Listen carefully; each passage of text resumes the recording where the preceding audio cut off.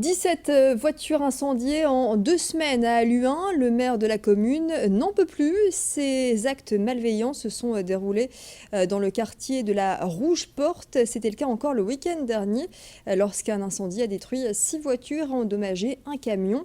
Gustave Dassonville, le maire d'Halluin, a adressé un courrier au président de la République récemment pour l'alerter et l'informer de la situation au sein de sa commune.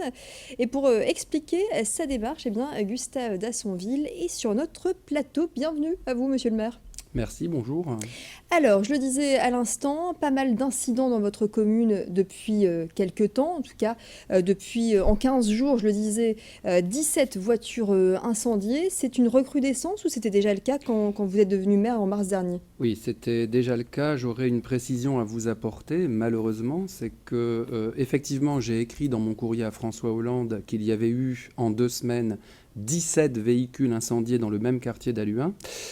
En réalité, on est à 21 véhicules incendiés pendant ces 2 semaines, donc c'est encore pire que ce que j'ai écrit au président de la République, puisqu'il y a 4 véhicules qui ont été incendiés dans un autre quartier, la résidence Pompidou à Halluin. Alors, certes, pour répondre à votre question, nous avions déjà des problèmes avant que je devienne maire, et même très largement. Moi, j'ai pris mes fonctions il y a 5 mois. Suite aux élections municipales, mais il faut savoir que depuis 3 à 4 ans, les véhicules incendiés, c'est un de temps en temps, 2, 3, depuis ces 3 à 4 années. Et à force de ne rien faire, on en est arrivé aujourd'hui à une situation intenable. Vous avez dit que le maire était excédé, mais c'est aussi les habitants qui sont excédés avec lui. Et c'est à leur demande que je médiatise cela, parce que les gens sont très choqués on n'en parle pas finalement. Ils ont l'impression de rester avec leurs préjudices, leurs problèmes, et ils ont l'impression que les pouvoirs publics, au plus haut niveau, alors que notre président de la République va faire la police en Irak et en Syrie, les habitants d'Halluin aimeraient bien, lorsque ça brûle dans les rues de nos villes en France, ils aimeraient bien que M. Hollande fasse aussi la police chez nous, en France, avec leurs impôts. Quelles sont les réactions justement de vos citoyens à Halluin? Qu'est-ce qu'ils vous disent, les gens? Alors, ils me disent des choses inquiétantes. Ils me parlent de rendre justice eux-mêmes si on ne fait rien, de veiller toute la nuit pour voir si on ne s'en prend pas à leur voiture, de s'armer. Je leur dis bien évidemment qu'il ne faut surtout pas en arriver à de telles extrémités. Des habitants m'ont dit qu'ils n'allaient plus payer leurs impôts. Là encore, je leur dis qu'il faut payer les impôts, que ne pas payer les impôts, c'est une infraction. Ils en viennent, parce qu'ils ne sont pas entendus finalement, ils en viennent à envisager des solutions par eux-mêmes qui ne peuvent pas être de bonnes solutions. Je pense que les gens sont respectueux de l'état de droit, mais à condition que ce soit justement un état de droit, à condition que l'État prenne ses responsabilités et assure leur sécurité, ce qui n'est plus le cas. Alors le courrier, je l'ai dans les mains, c'est une lettre sur à peu près 2 pages. Je cite quelques-uns de vos propos. On se serait cru à Beyrouth dans les années 80. Est-ce que c'est pas un peu fort ces termes ? C'est ce que j'ai vu dimanche, madame. Dimanche, je me suis rendu sur les lieux. Il y a donc eu 6 voitures incendiées dans la nuit de samedi à dimanche, entre 3h30 et 4h du matin, plus un camion qui avait commencé à prendre feu, donc ce qui fait 7 véhicules au total.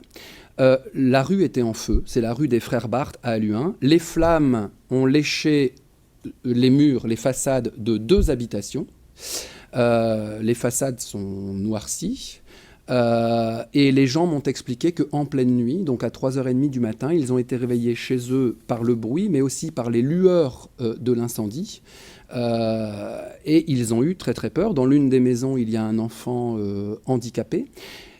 Une dame m'a dit, moi j'ai une petite fille de 5 ans. Maintenant, quand je la couche le soir, à cet âge-là, vous m'avez bien entendu, 5 ans, à l'âge où elle devrait penser à sa poupée Barbie ou tout simplement à jouer comme un enfant serein. Eh bien, à l'âge de 5 ans, cette petite, sa maman m'a dit que quand elle l'a couchée le soir, sa petite fille lui demandait si elle avait bien fermé la porte de l'habitation et si on n'allait pas brûlé cette nuit. Ces gens m'ont expliqué que les enfants sont traumatisés. En pleine nuit, vous savez, c'est impressionnant, hein, les pompiers, la police, les flammes. Un monsieur m'a demandé si je prévoyais une cellule psychologique. Alors, si vous voulez, moi, ce qui me frappe, c'est qu'on a franchi un stade. Il y a quelques années, les gens, j'étais conseiller municipal, ils me disaient, bon, je laisse pas sortir mon gamin de 13 ans dans la rue dès qu'il fait noir. Aujourd'hui, ils ont peur chez eux, dans leur maison.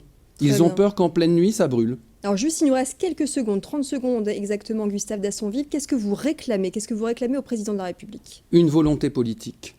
Une volonté politique. Je ne doute pas que notre préfet de région, qui vient d'arriver, d'ailleurs le pauvre, ait envie de faire son travail. Je ne doute pas que le procureur de la République ait envie de faire son travail en poursuivant ces individus si on les interpelle. Mais s'il n'y a pas une volonté politique au-dessus qui leur demande de faire ou qui les laisse faire, rien ne se fera. Et c'est ce qui se passe dans notre pays depuis trop longtemps et en particulier dans ma ville. Moi, je défends ma ville et ses habitants.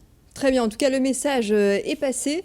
Merci Gustave Dassonville d'être venu sur ce plateau pour nous parler donc de cette lettre adressée ce lundi 15 septembre au président de la République. Merci beaucoup. Je vous en prie.